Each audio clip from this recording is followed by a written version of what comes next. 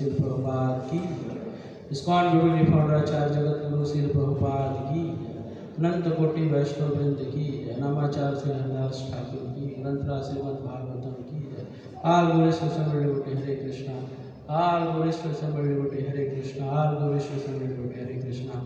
आल गुरु श्री गुरु गौरांग आल गुरु श्री प्रभुपाद की। ओम नमो भगवते वासुदेवाय। ओम नमो भगवते वासुदेवाय। ओम नमो भगवते वासुदेवाय। नारायणं नमस्कृतं नरं चैव नरोत्तमं देवीं सरस्वतीं व्यासं ततो जयामुदीरये।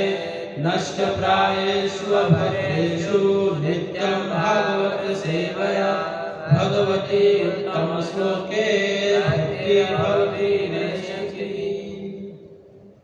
ग्रंथराज श्रीमद् भागवतम स्कंद 10 अध्याय 15 और श्लोक संख्या 42। तो आज के इस भागवतम क्लास में उपस्थित सारे भक्तों का स्वागत है।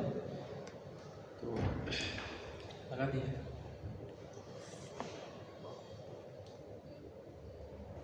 तमगो रज छुरित कुंतल बद्ध बह्य।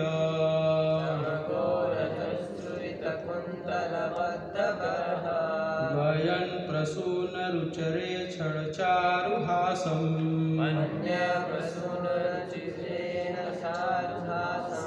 वेणु कवंतम अनुगेयकि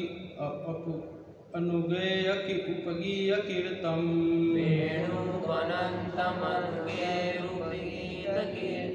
गोप्या तदीक्षतो दृश्यभ्यंगम समेता।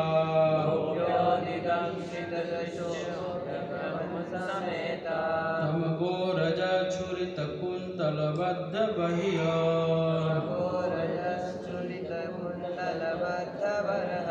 वयन प्रसून रुचरे क्षण चारुहासम। वेणु कवंतम अनुगुह्य उपगीय कीर्तिम। गोप्या तदीक्षसो दश अभगयन्त समचेता।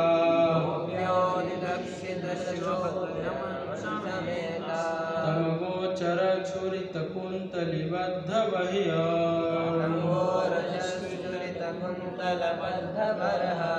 वयं प्रसून रुचिरे क्षण चारुहासम। वेणु कवंतम अनुगुह्य उपगीय कीर्तिम।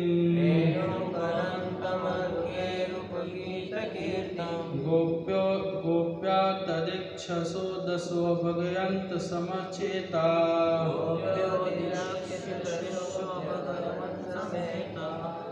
तमगो रजश्चुरित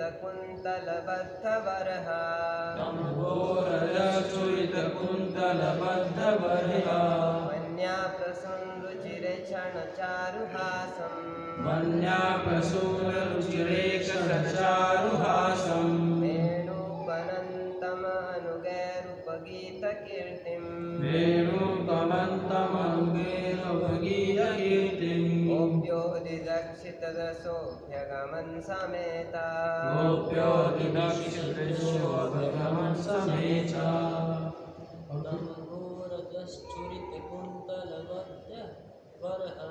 तमगो रजश्चुरित कुंतल बद्ध बर्हा। वन्या प्रसून रुचिरे क्षण चारुहासम। वेणुकवंतम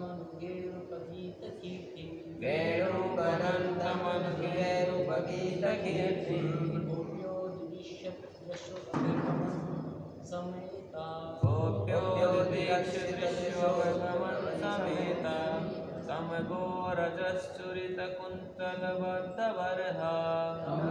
रजश्चुरित कुंतल बद्ध बर्हा। वन्या प्रसून रुचिरे चिरेकसनचारुहासं वन्याप्रसूनचिरेशमचारुहासं वेणुपनन्तमनुगेरुपगीतकीर्तिं वेणुकरन्तमनुगेरुगीतकीर्तिं गोप्यो दिदीक्ष्य दृश्याभ्यगमन समेता गोप्योरिरक्षितकृष्णसुरभयं समेता। माता जी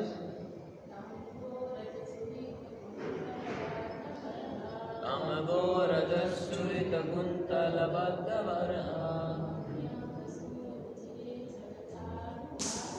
वन्याप्रसूनचिरेकसनचारुहासं वेणुकरन्तमनुगेरुपगीतकीर्तिं गोप्योरिरक्षितकृष्णसुरभयं समेता। धन्यवाद। शब्दार्थ धन्यवाद एवं तात्पर्य श्रील प्रभुपाद जी के विनीत शिष्यों के द्वारा श्रील प्रभुपाद की तम उसको गोरज गायों के चलने से उठी धूल से छुरिता सने कुंतला बालों के भीतर बधा हुआ बरहा मोर पंख बना प्रसून जंगली फूल रुचिर इक्षणा मोहने वाली आंखें चारु हासम तथा सुंदर मुस्कान वेणुम बांसुरी अवंतम बजाते हुए अनुगेय अपने साथियों के द्वारा उपगीत गाई जाकर कीर्तिम उनकी कीर्ति गोपिया तदक्षिता देखने के लिए उत्सुक दृशा उनकी आंखें अब गयम आगे बढ़ी समेता एक साथ। अनुवाद मेरे पीछे पीछे दोहराइएगा। गौओं के द्वारा उड़ाई गई धूल से सने कृष्ण के बाल मोर पंख तथा जंगली फूलों से सुसज्जित किए गए थे। भगवान कृष्ण अपनी बंसी बजाते हुए मोहक दृष्टि से देख रहे थे और सुंदर ढंग से हंस रहे थे तथा उनके संगी उनके यश का गान कर रहे थे। सारे गोपियाँ एक साथ उनसे मिलने चली आईं क्योंकि उनके नेत्र दर्शन करने के लिए अत्यंत व्यग्र थे। तात्पर्य ध्यानपूर्वक सुनिएगा। बाह्य रूप से गोपिया विवाहित तरुणी थी, फलता हुए श्री कृष्ण जैसे सुंदर तरुण से आंखें मिलाने में संकोच कर रही थी और डर रही थी। किंतु कृष्ण तो भगवान हैं और सारे जीव उनके नित्य दास हैं। इसलिए गोपिया यद्यपि हृदय से अत्यंत शुद्ध आत्माएं थीं, किंतु वे सुंदर तरुण श्री कृष्ण के दर्शन करके प्रेम पीड़ित आंखों को तुष्ट करने के लिए आगे आने में तनिक भी नहीं संकोचाई। गोपियों ने उनकी बंसी की मधुर ध्वनि तथा उनके शरीर की मोहक सुगंध का भी आस्वादन किया। ओम अज्ञान तिमिरान्धस्य ज्ञानाञ्जनशलाकया तस्मै श्रीगुरवे नमः। श्रीचैतन्यमनोभीष्टं स्थापितमेन भूतले स्वयं रूप कदा मह्यं ददाति स्वपदान्तिकं।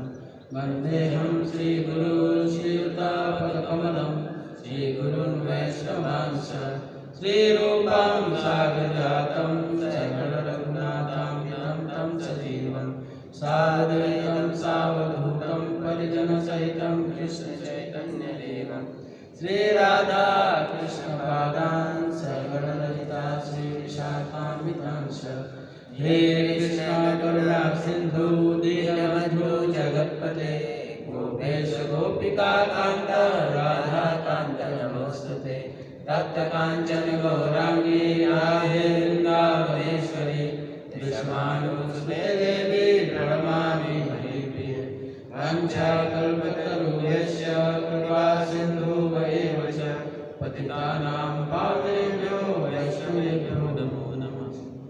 जय श्री कृष्ण चैतन्य प्रभु नित्यानंद श्री अद्वैत गदाधर शिवासादि गौर भक्तवृंद। हरे कृष्णा कृष्णा कृष्णा हरे हरे, हरे राम राम राम हरे हरे। नमो विष्णुपादाय कृष्णाय भूतले श्रीमते भक्ति वेदांत स्वामी नामिने। नमस्ते सारस्वती देवे गौरवाणी प्रचारिणे निर्विशेष शून्यवाणी हरे कृष्णा। तो आप सभी भक्तों से आशीर्वाद की याचना करते हुए विशेषकर इसके श्री श्रावण हरि प्रभु जी से और श्री नित्यानंद आश्रय प्रभु जी से तो आशीर्वाद दें कि इस टॉपिक में कुछ बोल सकूं। एक्चुअली जब से भागवतम का 10वां स्कंद शुरू हुआ है मेरे को हिम्मत नहीं करता यहाँ पे बैठ के कुछ चर्चा करने का, लेकिन वैष्णव बहुत कृपालु होते हैं, अपनी कृपा से कुछ भी करा सकते हैं। तो आप सब भक्तों से आशीर्वाद की याचना करते हुए कुछ बोलने का प्रयास करूँगा। एक्चुअली ये परपट भी वैसे है कि इसको पढ़ सकते हैं, बाकी इसके आगे तो समझना तो मेरे बुद्धि से परे है। और ये जो भी पास टाइम चल रहा है ये बहुत ही विशेष पास टाइम है धनुकासुर का वध। और ये हर साल हम धनुकासुर का वध सुनते हैं। जैसे ही कृष्ण जन्माष्टमी आने वाला होता है उसके पहले बलराम जयंती बलराम जी की पूर्णिमा आती है, बलराम पूर्णिमा।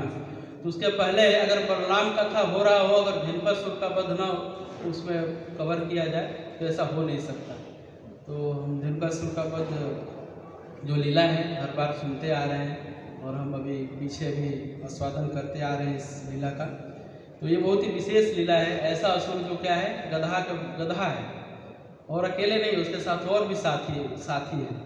तो थोड़ा सा अभी रिकैप करके फिर थोड़ा सा मैं इस पर जो मेरी सीमित बुद्धि है उस पर उस सीमित बुद्धि से कुछ चर्चा करने का प्रयास करेंगे भगवान और वैष्णव के प्रसन्नता के लिए। तो हम देखेंगे कि ये जो पास टाइम है इसमें बलराम जी मारते हैं धनुकासुर को।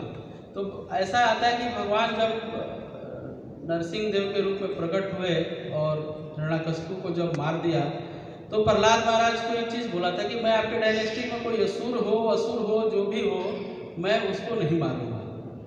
तो एक्चुअली धनुकासुर को बताते हैं कि प्रहलाद महाराज से कुछ इसका कनेक्शन था, उनके डायनेस्टिक में था। तो इसलिए इसको कृष्ण ने नहीं मारा था, इसको किसने मारा था? बलराम जी ने मारा था। और हम एक बड़ा फेमस श्लोक आता है इसमें प्रभु जी ने बहुत अच्छा चर्चा किया था।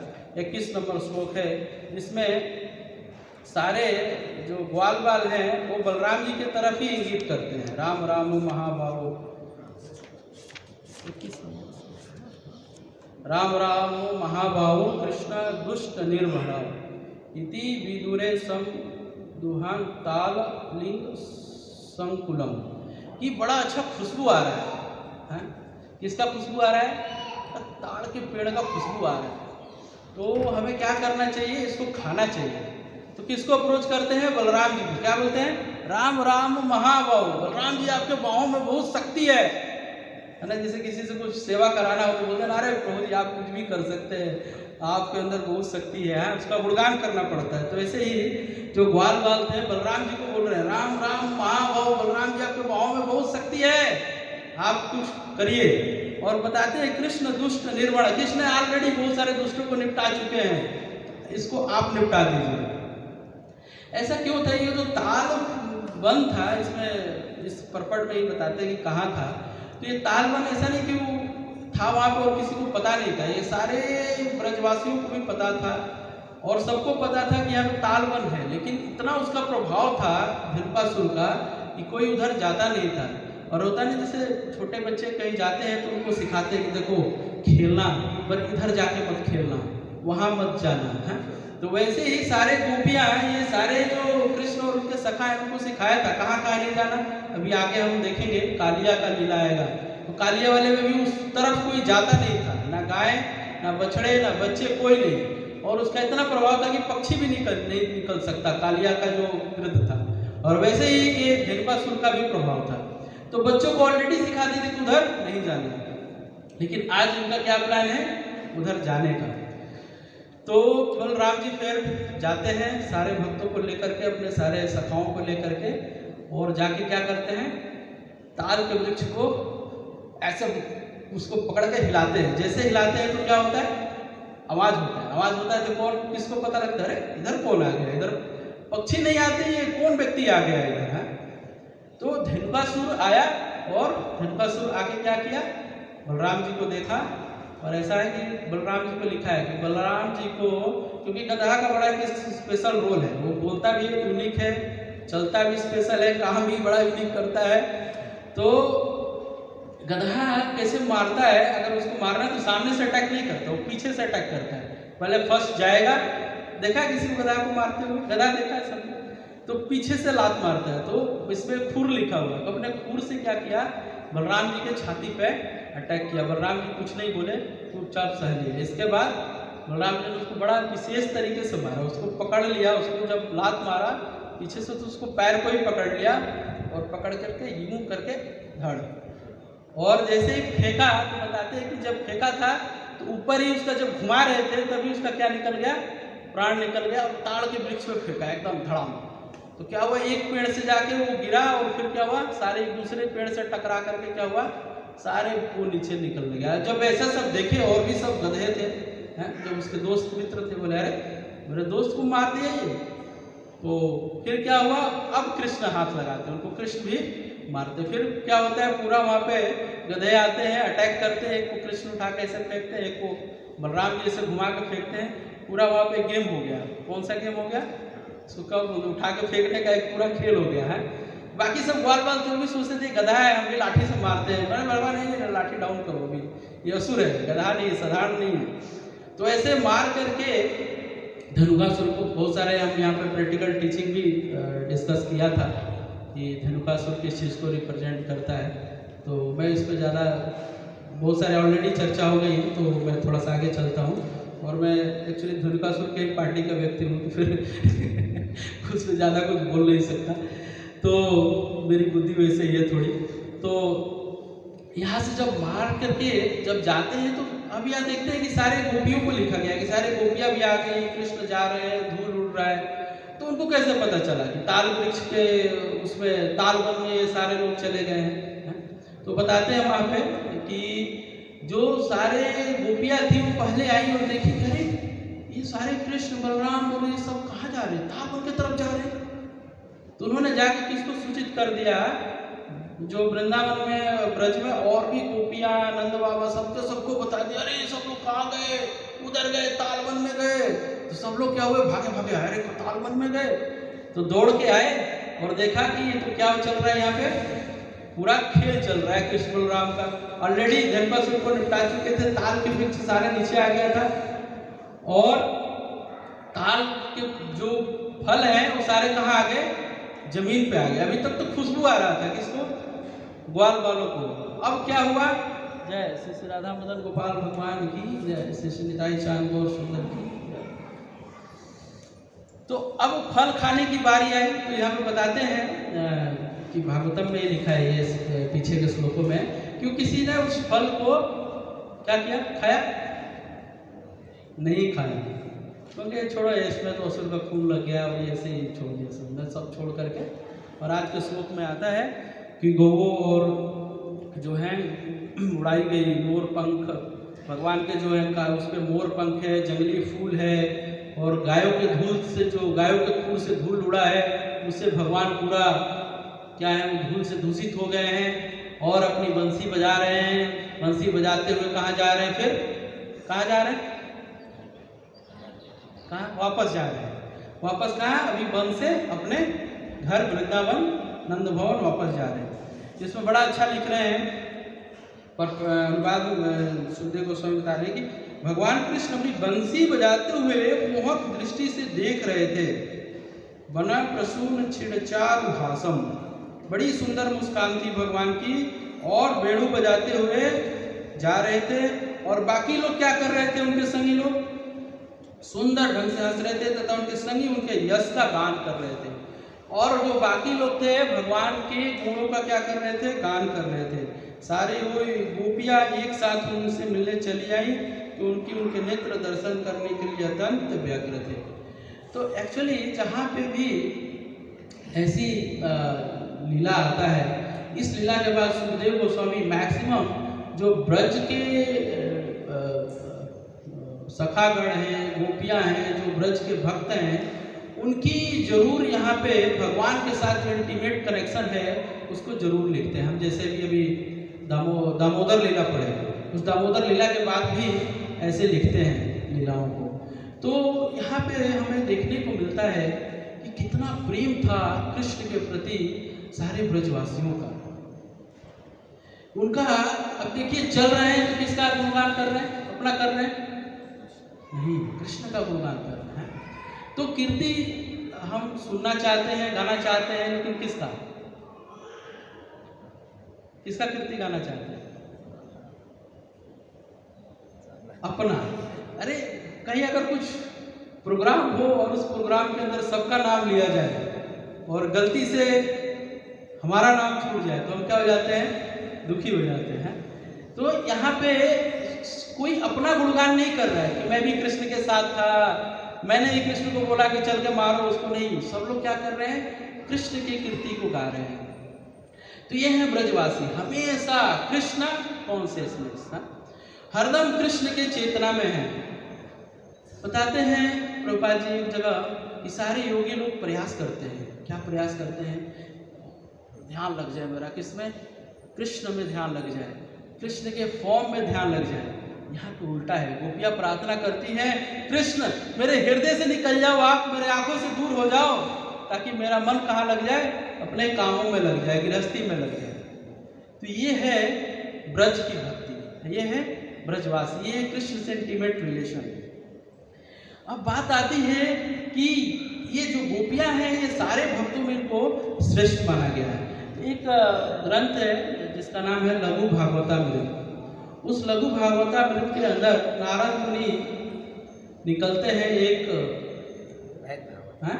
बृहद भागवतामृत, हाँ सॉरी, बृहद भागवतामृत में नारद मुनि निकलते हैं एक टास्क पे। क्या टास्क पे निकलते हैं कि सबसे ज्यादा कृष्ण की कृपा किसको प्राप्त है और वही कौन सबसे बड़ा भक्त है।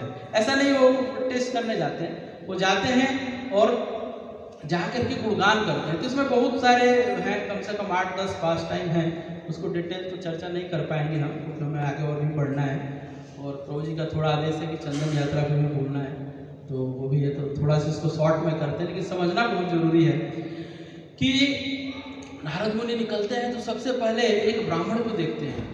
वो ब्राह्मण क्या करता है? खूब बढ़िया फेस्टिवल करता है, शालिग्राम शिला होते हैं उसके बाद फेस्टिवल करके उनकी पूजा स्तुति करके और लास्ट में प्रार्थना करता है कि ये सब जो मैं सब कुछ किया ये सब किसके प्रसन्नता के लिए है? आपके प्रसन्नता के लिए है, आपको अर्पण।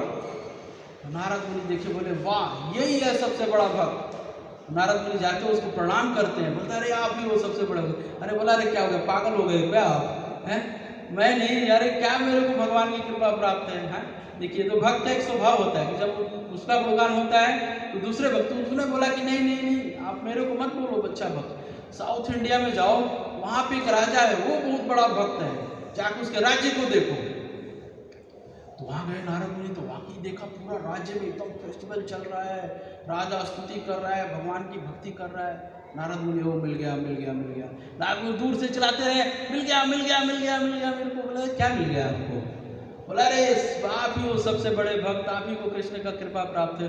बोला अरे क्या बात करते हो आप? हैं तो उसने भेजा इंद्र के पास, इंद्र ने भेजा ब्रह्मा जी के पास, ब्रह्मा जी ने भेजा शिव जी के पास, शिव जी ने भेजा किसके पास? हनुमान जी के पास। बोले जाकर देखो हनुमान जी को दूर से देखना, उनको जाके सीधे प्रणाम मत करना। नहीं तो फिर हनुमान जी ने किसके भेजा? पांडवों के पास। पांडवों ने भेजा किसके पास? द्वारका वासियों के पास। जब द्वारका में गए नारद जी तो एक अद्भुत लीला देखा। अद्भुत लीला देखा ये कि सारे लोग कह रहे हैं कि जो ब्रजवासी हैं इनकी कितनी भक्ति है। हाँ और ये भक्ति जो है सिंपल, एक बार जब कृष्ण कहाँ से चले गए? वृंदावन से जब चले गए मथुरा, तो उनके बड़े परम मित्र कौन थे? उनका क्या नाम था? कौन बताएगा? कृष्ण के परम मित्र मथुरा में उद्धव। तो उद्धव जी को कुछ कुछ थोड़ा ज्ञान और इसका वो था। तो उद्धव जी को भगवान ने बोला ठीक है काम करो, आप मैं वृंदावन से आया, मैं एक लेटर लिख देता हूँ, हैं पत्र लिख देता हूँ, आप लेके जाओ वृंदावन में और जाके ब्रजवासियों से मिलो आप। तो उद्धव जी जब जाते हैं ब्रज के अंदर तो एड्रेस पूछते हैं ना। ये लीला हम जब एक बार ब्रज में गए थे हम सारे भक्तों के साथ में, तो एक भक्त ने सुनाया था। तो जब उद्धव जी गए तो एड्रेस पूछते हैं ना, ये घर कहाँ है, वो घर कहाँ है, कहाँ मिलेंगे वो। तो उन्होंने पूछा है नंद और यशोदा का भवन किधर है। तो उनको एड्रेस के लिए किसी ने बताया कि आप वो जगह है जहाँ पे एक पॉन्ड मिलेगा आपको, छोटा सा पॉन्ड, मतलब समझ रहे हैं, तालाब, हाँ? उस पॉन्ड के पास है नंद और यशोदा का घर। और वो पॉन्ड साधारण नहीं है, वो पॉन्ड किसका है, आंसुओं का पॉन्ड है, आंसुओं का तालाब है। और जब नंद से मिले, यशोदा से मिले, तो उनको लगा क्या है ये, कितना प्रेम है कृष्ण के प्रति। और जब गोपियों से मिल गए उद्धव जी, फिर तो बोले अब तो मेरे को जाना ही नहीं कहीं। क्या प्रार्थना की है कि भगवान मेरे को यहीं पे ना कुछ झाड़ियाँ कुछ ऐसे बना दो, मैं यहीं रहना चाहता हूँ। तो ये है गोपियों का और ब्रज का भक्ति। और इस भक्ति को समझना मतलब एक तरीके से प्रैक्टिकली एक साधारण जीव के लिए क्या है, नामुमकिन है। तो भगवान भी इस भक्ति को देख करके क्या हो गए, बड़ा आश्चर्यचकित हो गए।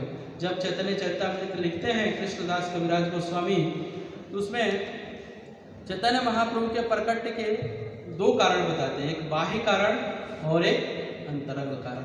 तो मैं इसलिए बता रहा हूँ कि इस प्रेम को समझना है, देखना है, आस्वादन करना है ना। अभी तो हम पढ़ते हैं इसको, लेकिन हम इसको कैसे देख सकते हैं, समझ सकते हैं, आस्वादन कर सकते हैं, हाँ? तो इसको समझने के लिए चैतन्य महाप्रभु स्वयं आए और आकर के कृष्णदास कविराज गोस्वामी लिखते हैं इसके अंदर कि चीर काले नाही करी प्रेम भक्ति दान, भक्ति बिना नाही जगते जगते नाही अवस्थान। कि चीर कालों से मैंने क्या किया, इस प्रेम भक्ति का दान नहीं दिया। तो क्या करना चाहिए, इस प्रेम भक्ति का हमें दान करना चाहिए। और दूसरा अभी बहुत सारी चीज लिखते हैं उसके अंदर। इसके बाद कहते हैं कि सकल जगत मोरा करे विधि भक्ति। विधि भक्ति ओम बैठ करके ध्यान लगा रहे हैं, विधि भक्ति ऐसे स्टेप बाय स्टेप भक्ति कर रहे हैं, बहुत सारे विधि का पालन कर रहे हैं, लेकिन कह रहे हैं विधि भक्ति ब्रज भाव नाहिते पाई सकती। इस विधि भक्ति से ये जो ब्रज का प्रेम है ये नहीं मिलने वाला। फिर आगे बताते हैं कि ये क्या करूँगा, मैं भक्त भाव अंगीकार करके इस प्रेम को सिखाऊंगा और सबको क्या करूंगा बताते हैं। और चैतन्य चरितामृत में बताया गया है कि जो प्रेम का क्या था, ये सील था। मान लीजिए कोई सील पॉइंट हो, उसमें लगा करके ताला बंद कर दिया गया हो और उसको पूरा सील करके रखा गया हो। तो जब चैतन्य महाप्रभु आए तो क्या किए, उस सील को तोड़ा और उसको निकाल करके खुद आस्वादन किए और सबको बांटे और जितना बांट रहे थे वो क्या हो रहा था, प्रेम उतना बढ़ रहा था। तो ये जब इस प्रेम की बात आती है और ये सब आता है तो हम एक बार देखते हैं, एक बड़ा अच्छा लीला आता है। मैं इसे समझाता हूँ कि हम ये प्रेम कहाँ देख सकते हैं, प्रैक्टिकल अपने आंखों से कहाँ देख सकते हैं। तो एक बार राजा प्रताप रुद्र जब थे तो सारे गौड़ीय वैष्णव आ रहे थे, वहाँ कहाँ से, नवद्वीप से आ रहे थे चैतन्य महाप्रभु से मिलने के लिए। तो सर्वभौम भट्टाचार्य ने बोला कभी सारे गौड़ीय वैष्णव आ रहे हैं तो बोले मेरी बड़ी इच्छा है इनको देखने की। बोले कैसे देखें, तो बोले चलो छत से चढ़ के देखते हैं। तो छत से चढ़ के बड़ी ध्यान लगा के प्रताप रुद्र देखना शुरू करते हैं, देखते हैं और देख करके बड़ा एक अच्छा कृष्णदास कविराज गोस्वामी प्यार लिखते हैं, ऐसा प्रेम ऐसा नृत्य ऐसा हरि ध्वनि कहाँ नहीं देखी ऐसे कहाँ नहीं सुनी। बोले ऐसा जो प्रेम है, ऐसा हरि ध्वनि है, ऐसा नृत्य है, कहाँ नहीं देखी, अरे कहीं ऐसा तो दिखा नहीं, ऐसे कहाँ नहीं सुनी, ऐसा तो कभी कानों में सुनाई नहीं दिया।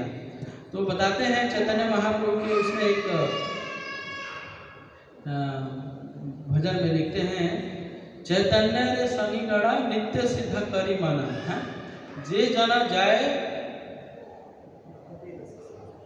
भक्ति रस सार, और एक अगर ऐसा कोई करता है तो ब्रज में उसको स्थान मिलता है। तो इस ब्रज का जो मूड समझना है, इस मूड को समझने के लिए जो चैतन्य महाप्रभु का मिशन है, इसको हमें आस्वादन करना पड़ेगा। हमारे आचार्यों के अंदर हम देखते हैं, जब श्री निवास आचार्य षट गोस्वामी अष्टकम लिखते हैं, ये अष्टकम के अंदर देखेंगे सारे जो गुणगान हैं, इसी ब्रज का जो प्रेम है ये किसमें दिखता है? हमारे गोस्वामियों के अंदर दिखता है। बोला शुरुआती करते कहाँ से? कृष्णा कीर्तन गान नरतन परो प्रेमामृतम हो निधि। बोलते निधि है किसका? कृष्ण प्रेम का।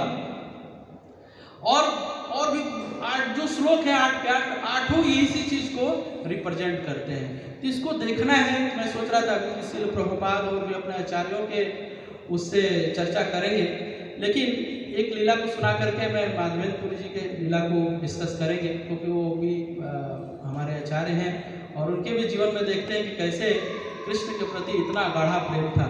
तो एक लीला आता है, चैतन्य महाप्रभु साउथ इंडिया में दर्शन करते करते पंढरपुर पहुंचे, और पंढरपुर में कौन है?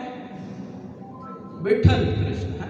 तो उनका महाप्रभु भूत भाव विभल होकर के दर्शन नृत्य कीर्तन करते हैं, और करने के बाद वहाँ पे एक ब्राह्मण क्या करता है, उनको कहता है महाप्रभु आज प्रसाद मेरे घर, भिक्षा करने के लिए उनको आग्रह करता है।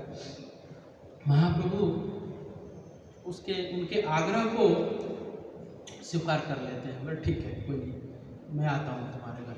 तो जब महाप्रभु भोजन कर ही रहे होते हैं तो कहा गया उनको एक गुड न्यूज़ मिलता है, एक बड़ा विस्मय गुड न्यूज़ मिलता है ना। हमें को गुड न्यूज़, बढ़िया नौकरी मिल गई यार, तो बढ़िया पैसा आ गया है। तो उनको क्या गुड न्यूज़ मिलता है कि एक यहाँ पे भक्त हैं, माधवेंद्रपुरी के शिष्य हैं। चैतन्य महाप्रभु माधवेंद्रपुरी के शिष्य, मेरे गुरु के गुरु, परम गुरु के शिष्य, मेरे गुरु के गुरु भाई। और उनका नाम क्या है? क्या नाम है? कोई गेस करना चाहेगा? चैतन्य चरितमृत में है, आदि मध्य लीला है। तो उनका नाम है रंगपुरी। क्या नाम है? रंगपुरी। और यहीं पे एक ब्राह्मण के घर पे है। अब चैतन्य महाप्रभु को क्या गर्नेस हुई? मिलने की। देखिए ये प्रेम भगवान से भी और भक्तों से भी। चैतन्य महाप्रभु आए तो उसमें कृष्णदास कविराज गोस्वामी भी लिखते हैं, भक्त भाव अंगीकार करूंगा, मैं भक्तों का भाव अंगीकार करके खुद सिखाऊंगा। बोले ऐसे लोग नहीं मानने वाले, इनको उपदेश दे दो, उपदेश से नहीं कुछ होने वाला है। क्या करना पड़ेगा? प्रैक्टिकल करके दिखाना पड़ेगा। तो चैतन्य महाप्रभु एकदम वहीं से प्रसाद जल्दी जल्दी फिनिश करके एकदम भाव विभोर होकर के कहाँ दौड़ते हैं? उस ब्राह्मण के घर के तरफ जो एड्रेस होता है वहाँ दौड़ते हैं, और दौड़ करके रंगपुरी को जैसे देखते हैं साष्टांग प्रणाम करते हैं, और प्रणाम करके एकदम रोते हैं, क्रंदन करते हैं। और जब ये रंगपुरी देखते हैं तो कृष्णदास कविराज गोस्वामी कहते हैं, रंगपुरी कहते हैं ना, ये कोई साधारण व्यक्ति नहीं हो सकता है, इसका संबंध किससे हो सकता है? गोसाई से संबंध हो सकता है। यानी कि इसका संबंध तो जरूर ही माधवेंद्रपुरी से हो सकता है, किसी न किसी कारणवश। नहीं तो किसी ऐसा भुवन में कोई व्यक्ति नहीं है जो ऐसे प्रेम को प्रदर्शित कर दे। तो ये यहाँ पे ग्लोरीज है किसका? माधवेंद्रपुरी का और हमारे मिशन का, कि जो कृष्ण के प्रति, कृष्ण को तो जानने वाले आपको बहुत लोग मिल जाएंगे। हाँ, कृष्ण भगवत गीता को एक सांस में हो सकता है कि 700 श्लोक बोलने वाले बहुत लोग मिल जाएंगे, लेकिन जो कृष्ण के प्रति प्रेम है, कृष्ण के प्रति जो सेवा का भाव है, कृष्ण के लिए जो कुछ भी करने को तैयार है, ये भाव मिलना लगभग नामुमकिन है। ये भाव कहाँ मिलेगा? जब तक कि कोई गोसाई से संबंधित न हो तब तक नहीं मिलेगा। तो ऐसे रंगपुरी देख के ही पहचान जाते हैं कि ये क्या है, निश्चित रूप से ये मेरे गोसाई का संबंधित है। और जब सुनते हैं कि ये मेरे गुरु भाई ईश्वरपुरी का शिष्य है तो बहुत ही खुश होते हैं रंगपुरी, उनको गले लगाते हैं और 4-5 दिन ऐसा लिखा है कि बैठ करके वहाँ पे कृष्ण कथा करते हैं और साथ में रहते हैं। और फिर इसके बाद से माधवेंद्रपुरी के भी जीवन में ऐसा प्रेम देखते हैं कृष्ण के प्रति। माधवेंद्रपुरी जनरली ऐसा आता है कि कौन सी वृत्ति का पालन करते थे? अजागर वृत्ति का। अजागर वृत्ति का मतलब होता है किसी से मांग के नहीं खाना, कुछ मिल जाए कोई ऐसा ला के दे दे आपको तो खा लेंगे, लेकिन नहीं, उनका ये भी भाव नहीं था। इससे भी थोड़ा ऊपर अजागर वृत्ति है, कुछ भी मिल जाए तो नहीं खाना। जैसे कोई ले आके दे दे आपको लहसुन प्याज वाला पनीर, आप खाएंगे? नहीं नहीं भाई। तो ऐसे भी भाव था उनका। क्या भाव था? केवल दूध, गोदुग्ध है, केवल दूध का पान करेंगे और कुछ नहीं करेंगे। और दिन रात किस में लगे रहते थे? किस में लगे रहते थे? कृष्ण नाम के कीर्तन में। हाँ, एक ब्रह्मचारी और भी था महाप्रभु की लीला में। कौन सा? दुग्धा ब्रह्मचारी है, केवल दूध ही पीता था और कुछ नहीं करता था। वो गया महाप्रभु की लीला देखने के लिए। है, महाप्रभु बोले नहीं, कोई आ गया, इसको निकालो, बाहर निकालो। है, महाप्रभु ने बोला भगाओ इसको, बाहर भगाओ। श्रीनिवासाचार्य बोले इसका महाप्रभु बड़ा अच्छा है, वो है, केवल ये ब्रह्मचारी है और केवल दूध पीता। बोला है, दूध पीने और घी खाने वाले मेरे को जान सकते हैं यहाँ से? हैं, भगाओ इसको। तो ऐसा नहीं है कि केवल दूध पीना और ये सब ही बाहरी चीज़ है, लेकिन माधवेंद्रपुरी हरदम कृष्ण के उसमें लगे रहते हैं। तो हम भी जानते हैं, अभी कल हो सकता है अभी जो भी होगा डिस्कस करेंगे। तो माधवेंद्रपुरी के सपने में कौन आया? स्वयं भगवान आए गोपाल जी और बोले मेरे को देखो यहाँ पे छुपा दिया है। क्यों छुपा दिया है? क्यों? यहाँ पे पता लगा कि कोई लोग आके, कुछ लोग अटैक कर रहे हैं, मुस्लिम और लोग अटैक कर रहे हैं, यौन अटैक कर रहे हैं। तो मेरे को क्या कर दिया है? इधर ले जाकर झाड़ी में छुपा दिया है। और झाड़ी में क्या हो रहा है? मेरे को गर्मी भी हो रही है और धूप भी लग रहा है, सर्दी भी हो रही है, तो मेरे को निकालो यहाँ से। हैं, मैं बहुत दिन से तुम्हारा इंतजार कर रहा था। ऐसे माधवेंद्रपुरी देखिए अभी भजन कर रहे हैं, अभी भगवान का आदेश मिल गया है। तो हम भी कई बार जप करते हैं और कई सेवा मिल जाता है तो हमें क्या होता है, अरे क्या परेशान कर रहे हैं प्रभु जी, जप का टाइम है, जप में क्यों परेशान कर रहे हो आप? है ठीक है, जब भी है, लेकिन अगर सेवा आ जाए तो फिर थोड़ा सेवा को भी करना चाहिए। जप करते हैं किस लिए? किस लिए जप करते हैं? सेवा के लिए। और सेवा किस लिए करते हैं?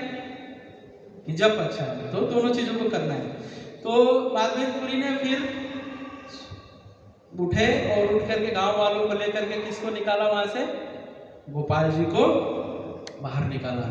और गोपाल जी को बाहर निकाल करके बताते हैं, उसके परपड़ में लिखते हैं प्रभुपाद जी बड़ा एक अच्छा चीज़ कि जो मेरा इस्कॉन संस्था है, मेरे को अभी याद नहीं आ रहा वो परपड़ का नंबर क्या है, 5 सालों के अंदर ही इतना फैल गया।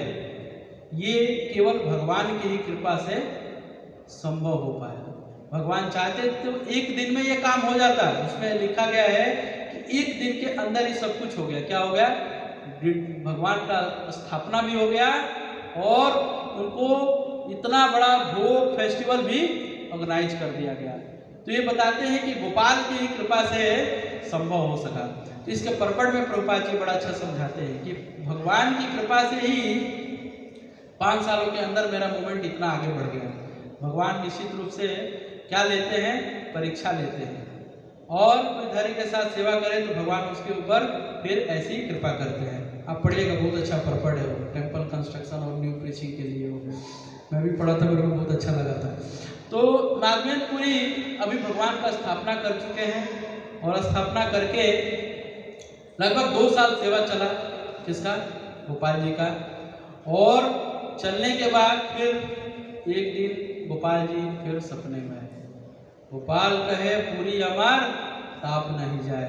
गोपाल जी बोले पूरी मेरा ताप नहीं जा रहा है, तो क्या करो? ठंडे पानी से नहला दो फ्रिज में रख करके। नहीं, ऐसे नहीं मेरा ताप जाएगा। जाओ मले जाओ और वहां से क्या करो? चंदन ले आओ और उसका लेप लगाओगे ना, तब मैं ठंडा हो जाऊंगा। अब देखिए कितना, मतलब देखा जाए तो बहुत ही डिफिकल्ट टास्क था।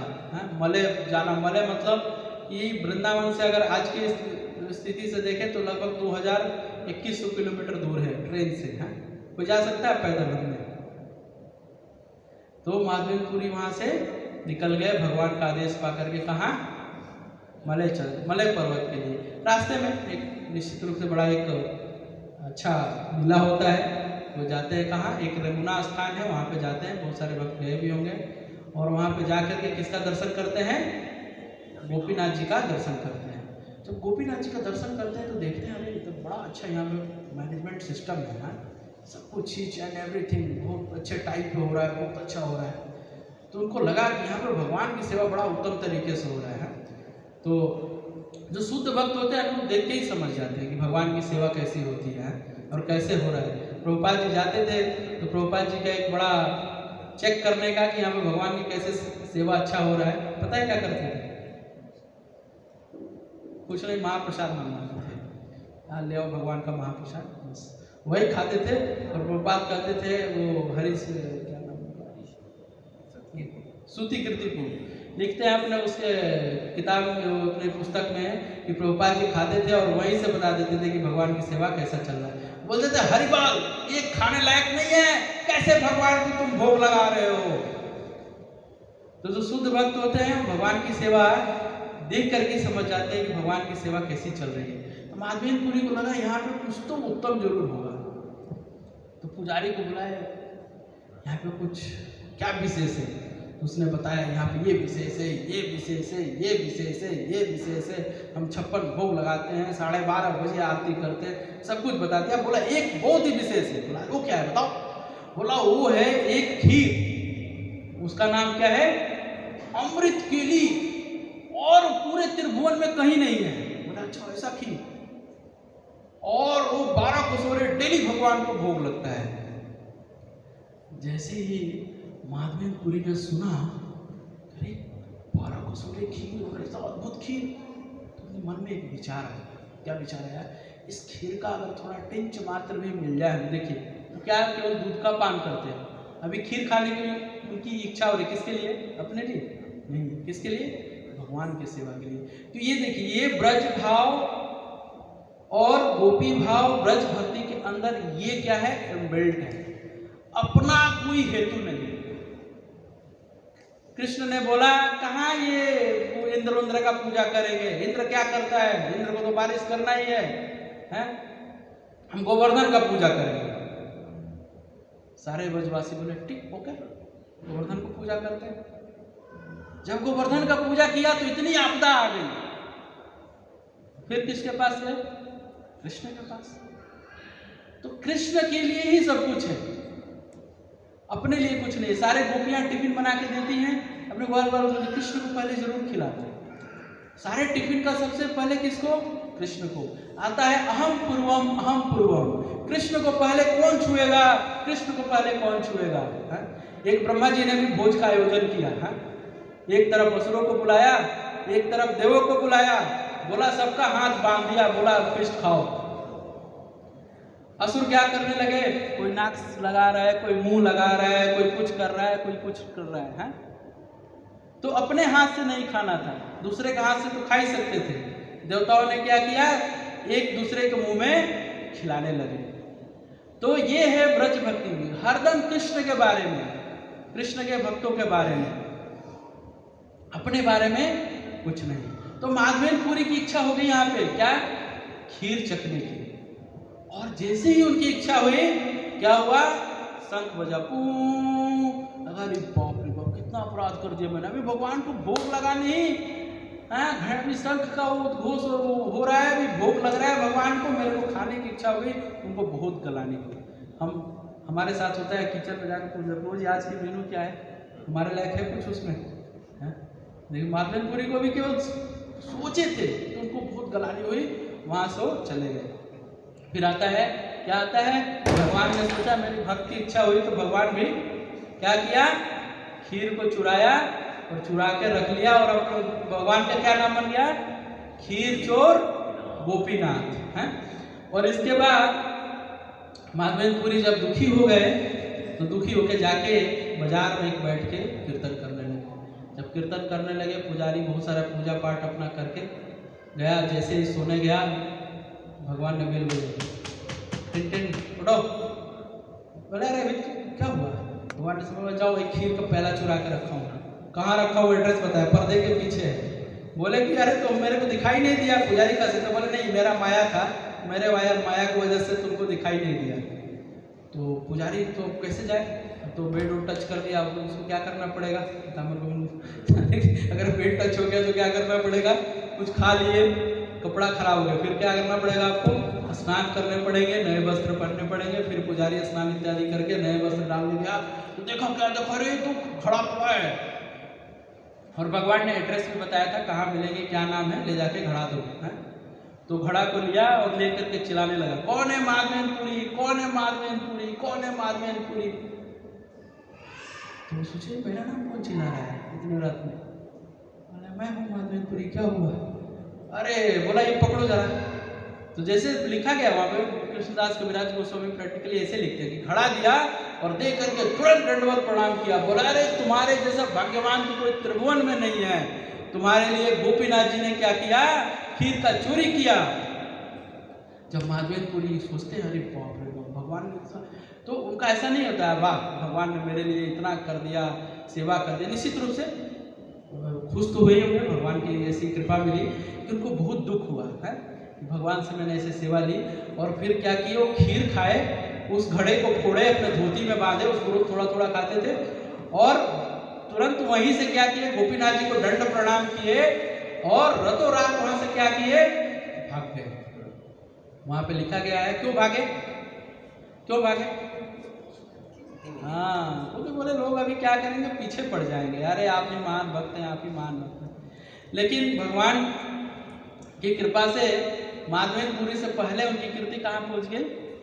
जगन्नाथपुरी के अंदर। और पुरी के जो एडमिनिस्ट्रेशन था, उनको पता चला कि गोपाल को चाहिए क्या, चंदन। तो फिर वो चंदन कपूर सारा चीज़ों को दे करके, लेटर दे करके, और माधवेनपुरी को क्या किया, वहाँ से विदाई दिया। जैसे विदाई दिया तो फिर कहाँ आए, रेमुना है, खीरचोर गोपीनाथ जी के पास।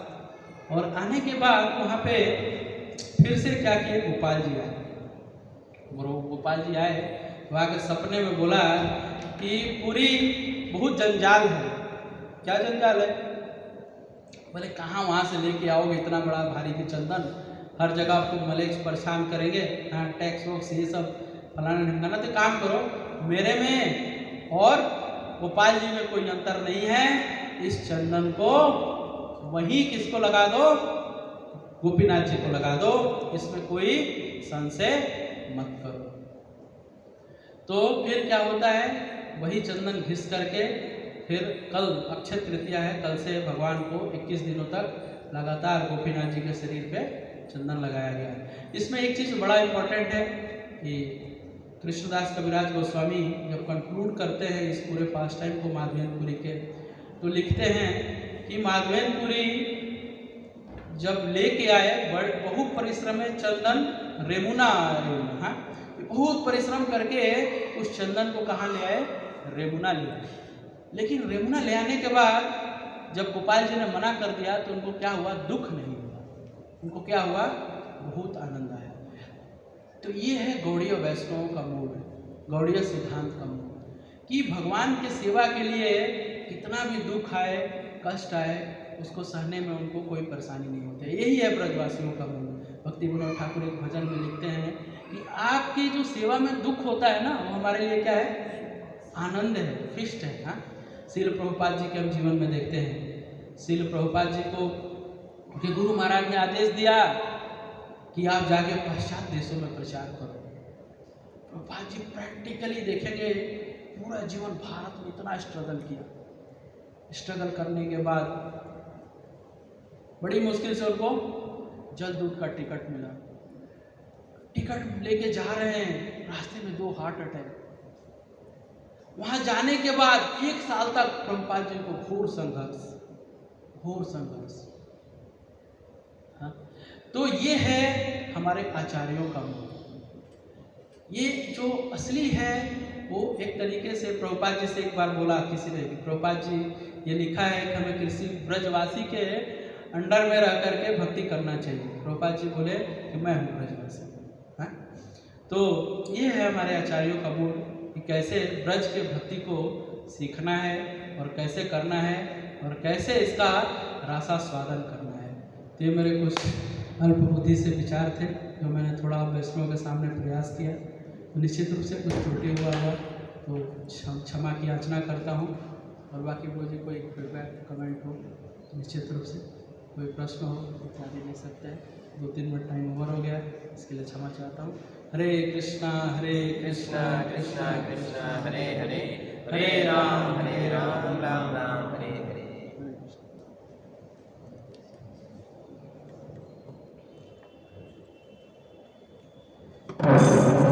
लीला में क्वेश्चन क्या है?